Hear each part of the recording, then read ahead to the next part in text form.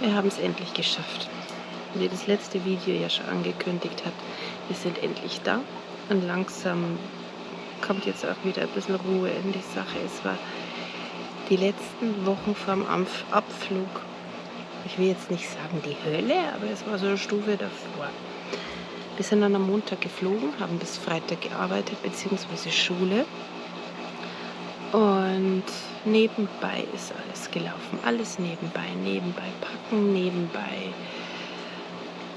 Von der ganzen Ausmisterei will ich schon gar nicht mehr anfangen. Vom Wegschmeißen, das ist alles.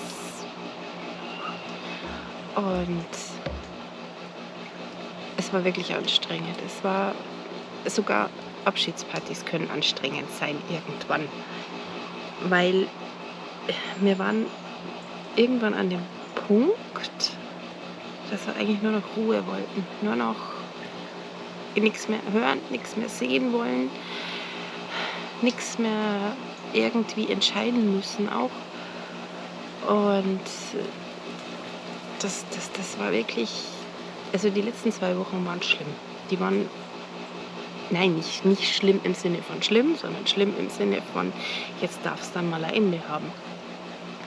Und darum melde ich mich ja auch quasi jetzt erst nach ein paar Wochen hier jetzt, weil wir waren dann sowas von urlaubsreif. So urlaubsreif war ich in meinem ganzen Leben noch nie.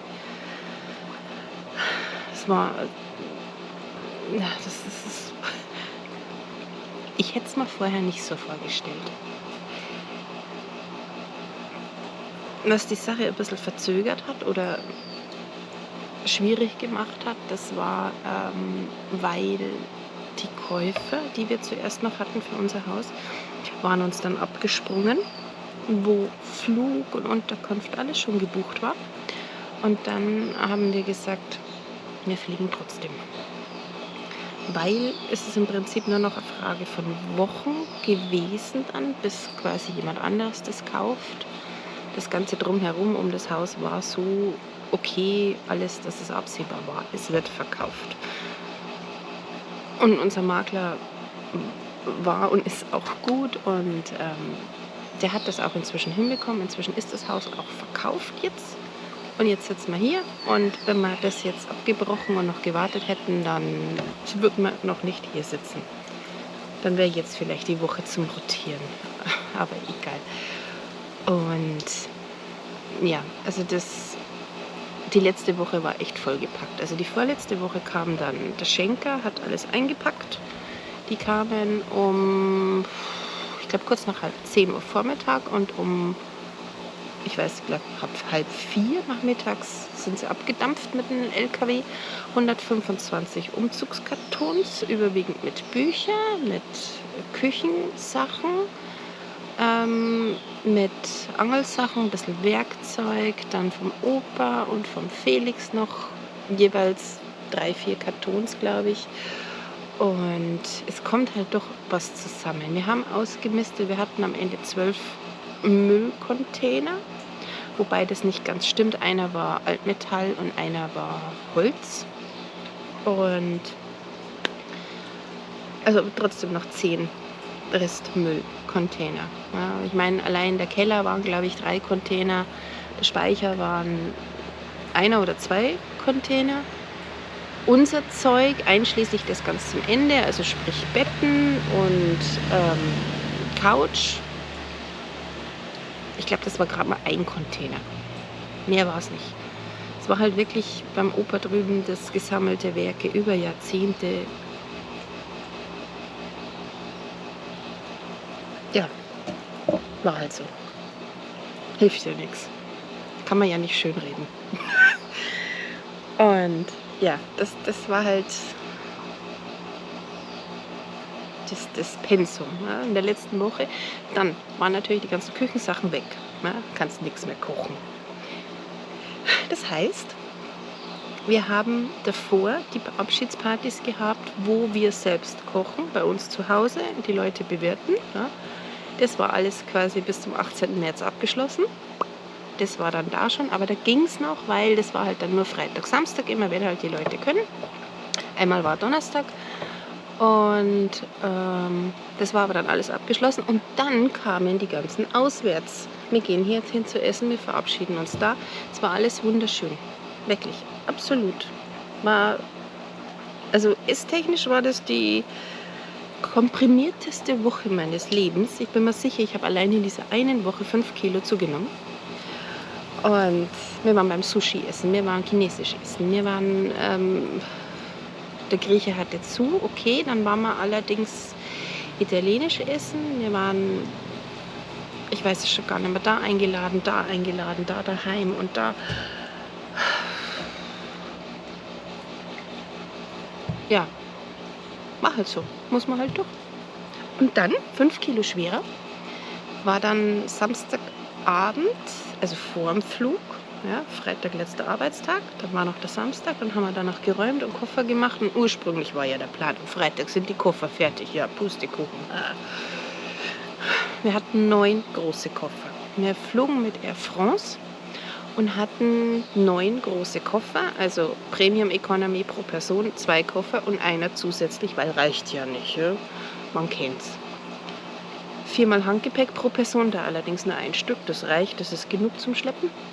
Und dann hatten wir ja noch einen Chewie in seiner wunderschönen Tasche. Die hat er bis dahin geliebt, inzwischen hasst er sie, glaube ich, aber er kann ja nichts sagen, also von dem her gehe ich davon aus, ich kann ihn auch wieder mal reinstecken, wenn er mal wieder zum Tierarzt oder so muss, weil hier bleibt er ja, der kommt hier nicht mehr weg. Und ja, 9 Koffer, verteil mal das Gewicht. Jeder Koffer darf daran 20 Kilo haben. Kofferwaage hier zupacken, scheiße, zu schwer. Wieder was raus. Oh, Mist, das ist zu wenig, da darf noch was rein. Also Tetris Highscore in den 80ern war ein Scheißdreck dagegen. Dann waren mal die Kofferbänder. Ich wollte ja ursprünglich schön Kofferbänder drum machen, ja. Irgendwie waren die zu kurz. Das waren genau die gleichen vom Urlaub, aber irgendwie waren sie zu kurz. Ich weiß nicht warum. Wahrscheinlich hatte der Koffer schon einen Bauch. Ich weiß es nicht. Ich mag auch gar nicht mehr dran denken. Auf jeden Fall 9 Koffer. Ich glaube, der schwerste war 22 Kilo und der leichteste hatte 18, irgendwas. Da waren allerdings die Bücher drin. Ich hatte ja auch ein paar Bücher in einem Koffer. Weil meine Männer müssen ja auch ein bisschen Spanisch lernen. Jetzt habe ich ein paar Spanischbücher mitgenommen. Ja, Heiligenschein hier. Und ja, das war dann allerdings, die Koffer waren dann tatsächlich erst fertig am Sonntag. Und Sonntag war dann echt der Tag, da wo noch alles dann irgendwie geballt kam. Dann kamen noch die letzten Leute irgendwie so ein bisschen zum Verabschieden hier, so Verwandtschaft, Nachbarschaft, obwohl wir die unter der Woche ja dann auch schon hatten, aber am letzten Tag halt auch noch.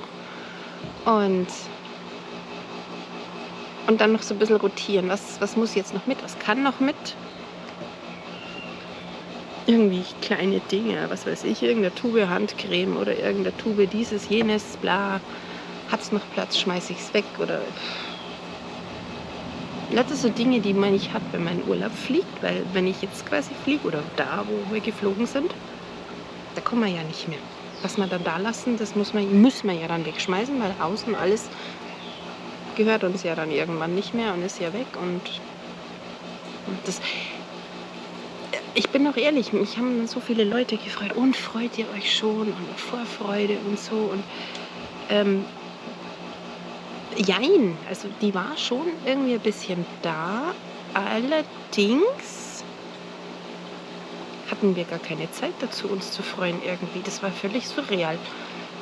Ich hatte immer das Gefühl, ich organisiere hier Mords Reise für irgendwen und danach gehe ich zum Tagesgeschäft über, aber letzten Endes war es so, ich musste ja in den Flieger mitsteigen, ja. Ich war ja mit eingeplant. Das wurde mir dann irgendwie 3 Tage vorher bewusst. Und dann habe ich mir gedacht, oh, okay. Ja. Klingt völlig dämlich, ich weiß, ja, aber es war halt so. Das war halt das Gefühl. Genauso ging es mir halt. Das, der ursprüngliche Plan war ja eher völlig anderer. Ja, wir sind fertig 2 Wochen vorher, machen dann noch 2 Wochen hier ganz chillig, schauen uns nochmal die Umgebung ein letztes Mal an. Ich habe gar nichts gemacht, ich habe überhaupt nichts, ich habe nicht mal mehr irgendwo was fotografiert. Ich hatte auch überhaupt keinen Nerv mehr zum Fotografieren oder zum Filmen oder sonst was. Das war irgendwie nur noch Tunnelblick. Was muss ich noch machen, was habe ich vergessen, das muss ich noch ausdrucken, weil ich habe dann jetzt mal lang keinen Drucker mehr und hier, oh, wenn was ist, die lieben ja alle so Papier. Der Kontrast ist umgekehrt. Hier, Papier, was willst du damit? Ich habe ein Handy. Boah. Auf jeden Fall am Sonntag vorm Abflug, dieser ominöse letzte Tag. Wir sind ins Bett gegangen. Nee, sowas. Ich wollte ja dann noch Online-Check-In machen. Der ging nicht. Das war dann noch so.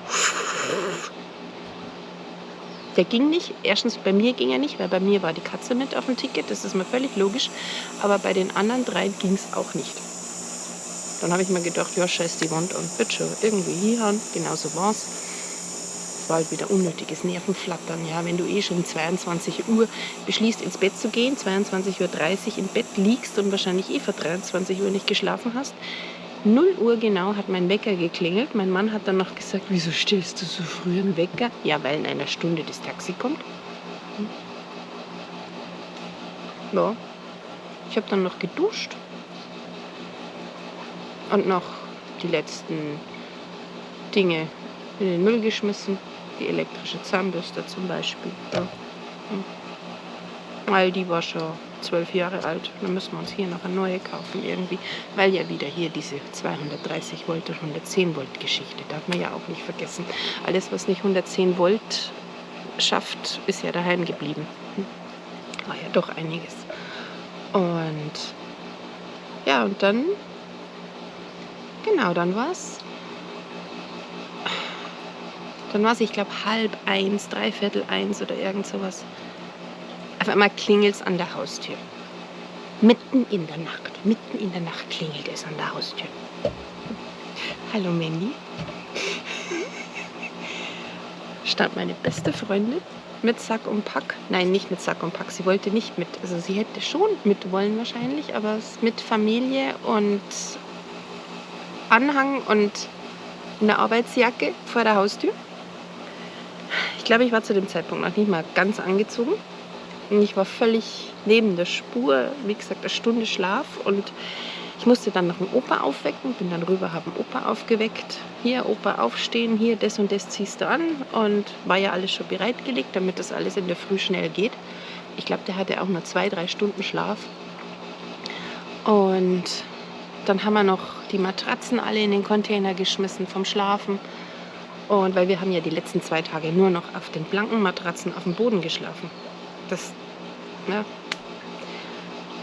Und dann nochmal alles durchgegangen. Haben wir jetzt alles, dass wir ja nichts vergessen. Das war meine größte Panik. Das war echt meine größte Panik. Weil in dem Moment, wo ich im Flieger sitze und was vergessen habe, ist es weg. Egal. Und gut, 1:15 Uhr kam das Taxi. Dann haben wir die neuen Koffer schön der Reihe nach rausgerollt. Und ich merke auch, ich habe teilweise so ein bisschen Lücken vor lauter dieses und jenes. Und dann gab es noch ein paar Tränchen mit Verabschiedung. Und es war aber surreal. Es fühlte sich eigentlich im Prinzip genauso an, wie wenn du in den Urlaub fährst. Nur mit viel mehr Sachen, mit viel mehr Leuten dabei, mit einem Haustier. Und es war auch in der Nacht. Ich wollte ursprünglich ja filmen, hier total theatralisch, wie wir hier abhauen und ja, im Dunkeln. Es hat auch noch geregnet. Was willst du da filmen? Da siehst du irgendwie so schwarzes Rauschen mit irgendwie weißen Rauschen. Kannst du vergessen. Ich habe es ein bisschen versucht, da in diesem Trailer-Video sieht man es ja ein bisschen. Da habe ich ja den Parkplatz von meiner Arbeit mal kurz gefilmt. Wenn man es nicht weiß, kennt man es nicht. Aber ja, so eine kleine Erinnerung. Und dann sind wir zum Münchner Flughafen gefahren mit dem Taxi. Und Felix hat geschlafen unter der Fahrt. Mein Papa hat es versucht. Ist ihm nicht gelungen. Ich glaube, das Adrenalin war stärker. Mein Mann saß vorne beim Fahrer, die haben sich mal ab und zu mal ein bisschen unterhalten und ich bin echt neben der Katze gesessen und habe im Prinzip nur gebetet, dass er nichts anstellt. Und ja, es war auch dann das war halt dann anders. Wie wir in den Urlaub geflogen sind wir ja mit dem Zug gefahren und jetzt halt mit dem Taxi. Das heißt, du kommst schon mal ganz woanders am Flughafen an. Und dann schiebst du die neuen Koffer durch die Gegend und dann holst du so ein Wägelchen. Und das reicht natürlich nicht. Holst du ein zweites Wägelchen, das reicht auch nicht. Dann holst du ein drittes Wägelchen, das reicht dann.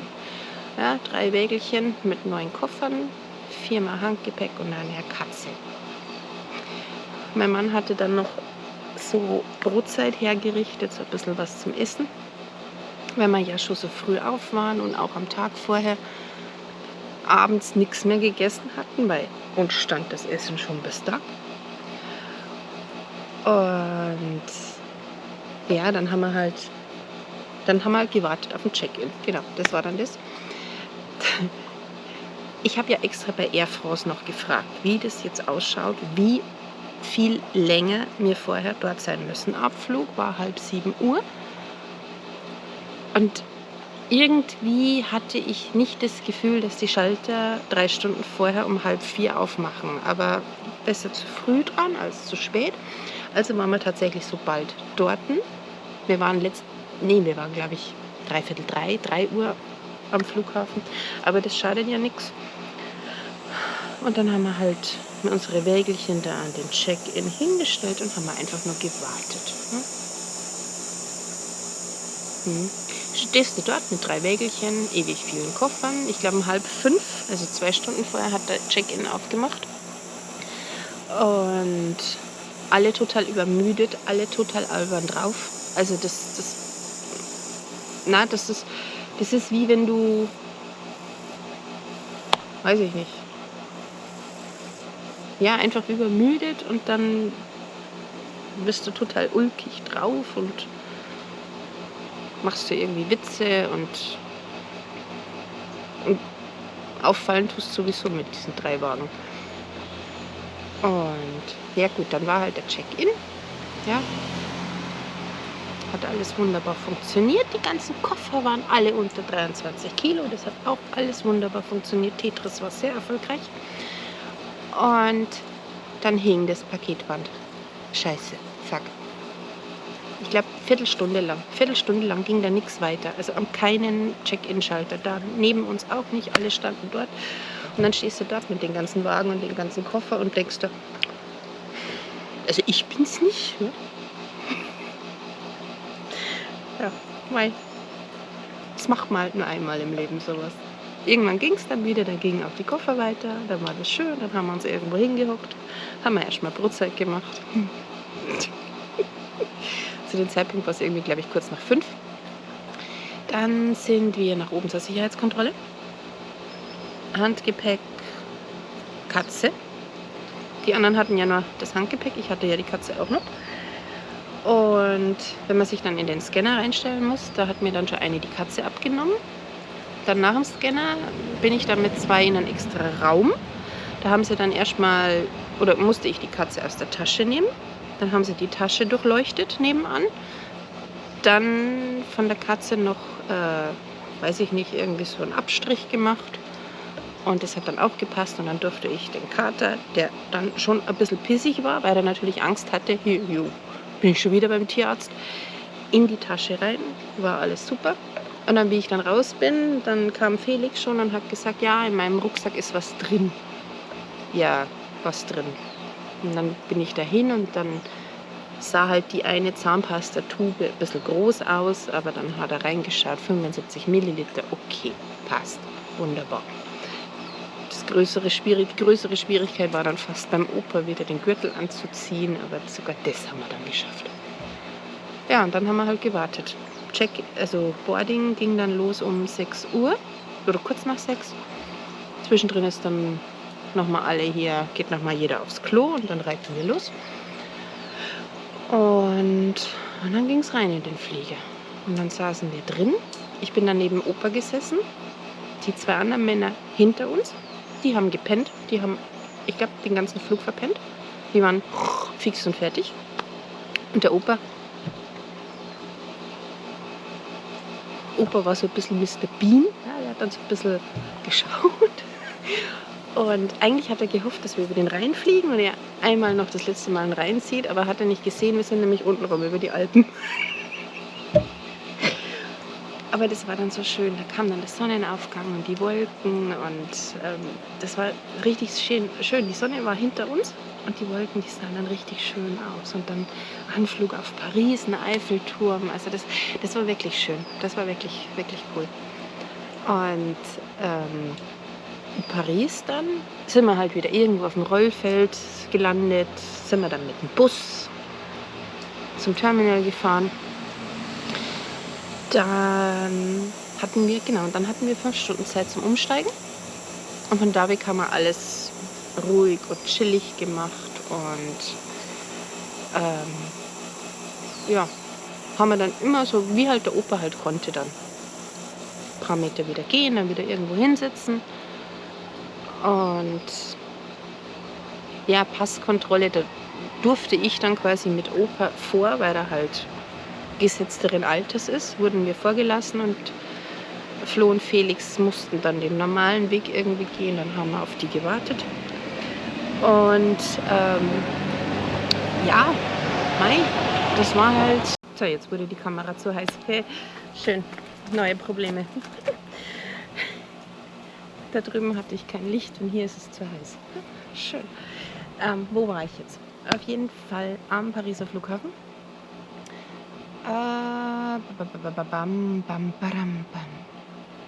Ja, immer so stückchenweise. Wir sind immer so stückchenweise, wie halt der Opa konnte. Und dann waren wir tatsächlich, also der Abflug war, ich glaube 14 Uhr, wenn mich jetzt nicht alles täuscht. Und ich glaube, wir waren um 11:30 oder irgend sowas, waren wir dann sogar am Gate. Hat natürlich ein bisschen gedauert, ja, aber da haben wir gewartet. Und Chewie war dann tatsächlich irgendwie ein bisschen, ich möchte jetzt nicht sagen angepisst, aber er war irgendwie so, wie so bockig ein bisschen. Ja, und ich hätte ihm was zu fressen gegeben, was zu trinken. Nein, wollte er alles nicht. Nein. Er saß da drin in seiner Tasche und hatte mal rausgeschaut. Ich meine, ich habe ein paar Kekse habe ich ihm gegeben, die hat er gefressen. Aber ansonsten, lass mir bloß meine Ruhe. So war er ein bisschen drauf. Ich habe auch mal die Tasche ein bisschen aufgemacht, dass er sich strecken kann oder sowas. Das hat er dann teilweise auch ein bisschen gemacht. Aber ansonsten war er eher so, lass mir meine Ruhe. Und gut, und dann sind wir in den großen Flieger gestiegen. Da waren wir ja dann Premium Economy. Und ja, dann wurde es halt echt ernst. Hast dann beim Opa schon gemerkt, irgendwie, oh, der Flieger ist größer wie der andere. Und ansonsten war der Flug selber aber irgendwie dann doch ruhig. Es gab keine Turbulenzen, es gab keine besonderen Vorkommnisse. Und das Schöne war, wir sind über Bermuda geflogen. Das war das Schöne, ja, weil da ist ja Flo geboren und dann haben wir die Insel gesehen und das war dann schon irgendwie cool. Und nach Bermuda bin dann ich mal aufs Klo gegangen und danach, ich war ja vorher am Fenster und danach war dann Flo am Fenster und ich am Gang. Und von da weg habe ich irgendwie keine Fotos mehr. Ich glaube, ich konnte dann noch ein bisschen schlafen. Ich habe bis dahin gar nichts geschlafen. 0. Und mir tat dann schon alles weh. Und ich habe irgendwie keine bequeme Haltung gefunden. Das war irgendwie alles völlig vergeblich. Und Felix hat gepennt. Ich glaube, der war vom ganzen Flug vielleicht nur 2 Stunden wach. Der hat sogar das Eis verpennt. Das wirft er uns heute noch vor. Ja, dann waren wir am Flughafen. Sind wir gelandet und ausgestiegen. Und ich weiß nicht warum, aber Opa ist dann gerannt wie er irre. Mit seinem Handgepäckskoffer, so geschoben. Da ist man in San Jose im Gang, so ganz lang. Da sind wir dann kurz aufs Klo gegangen. Er musste nicht und er ist dann, ach, ich gehe schon mal vor. Den haben wir fast nicht mehr gefunden. Der war schon ganz vorne, wie wenn er irgendwie das alles jetzt nicht erwarten kann. Und ja, war ein bisschen, war ein bisschen lustig. Hätte ich ihm gar nicht zugetraut. Und ja gut, und dann halt die ganzen Formalitäten. Hier Einreise, wo sind wir, Pässe, also wo sind wir untergebracht, das notieren die ja immer. Und dann haben wir einen neuen Koffer eingesammelt am Kofferband. Wie schön. Super. Das macht so Spaß. Wir haben uns dann noch einen vom Flughafen geschnappt mit so einem großen Wägelchen. Der hat dann die alle gestapelt. Tetris lässt wieder grüßen. Und dann, genau, da mussten wir quasi, bevor wir raus sind, dann noch zum, wie hieß das nochmal, ja, wie so das Landwirtschaftsministerium, so ein Ständchen, ja, hier Ganaderia. Und da musste ich dann diesen Wisch abgeben, den ich mir ja vom Veterinäramt noch geholt habe, wo alles bescheinigt war mit Chewy, dass der alles hat, die ganzen Impfungen entwurmt und so weiter und so fort. Aber da mache ich nochmal extra Video drüber. Und gut, der hat dann das alles angeschaut, gecheckt, passt, gut, Katze ist jetzt auch da. Und ja, und dann nach draußen und dann haben wir den vom Hotel, der uns quasi zum Hotel fährt, schon gefunden, obwohl man da auch vorher natürlich sich selbst Panik gemacht hat. Findet man den, wo wird der sein und so weiter. Das Lustige war halt dann das, 9 Koffer, 4 Taschen, haben jetzt nicht in das Auto gepasst. Mhm. Ja, aber wo ein Problem ist, gibt es eine Lösung. Das heißt, Flo ist dann extra mit, ich glaube, nochmal 2, 3 Koffern mit einem Taxi gefahren. Und lustigerweise war nach San Jose rein auf der Straße Stau und Felix, also mit dem vom Hotel, ist quasi vorne der Opa gesessen, hinten Felix und ich. Und im Stau plötzlich fährt da so links Flo vorbei. Das war dann auch irgendwie so lustig. Das ist halt schade. Es ging halt so schnell, das konnte ich auch nicht filmen. Und außerdem war es ja eh schon wieder dunkel. Das sind immer die Sachen, ja. Ist halt scheiße. Und ja gut, dann waren wir halt am Hotel. Alle Koffer ausgepackt, Zimmer bezogen und wir waren geschafft. Wir waren echt geschafft. Es war dann zu dem Zeitpunkt, ich glaube 19 Uhr Ortszeit. Also sprich 19 Uhr, bam, bam, bam, bam, 1, 2, 3 Uhr früh schon wieder. Das heißt, wir waren zu dem Zeitpunkt dann wirklich 27 Stunden wach, beziehungsweise 26 Stunden unterwegs. Fix und fertig. Der Opa hat sich ins Bett geschmissen. Der war dann bratfertig und hat gepennt. Ja, und dann sind wir alle ins Bett, haben gepennt und um 3 Uhr früh waren wir wieder wach. Mit dem Jetlag. Aber Schlaf hatten wir auch genug rechnerisch. Und wie es dann weiterging, das erzähle ich dann im nächsten Video. Also, bis zum nächsten. Ciao.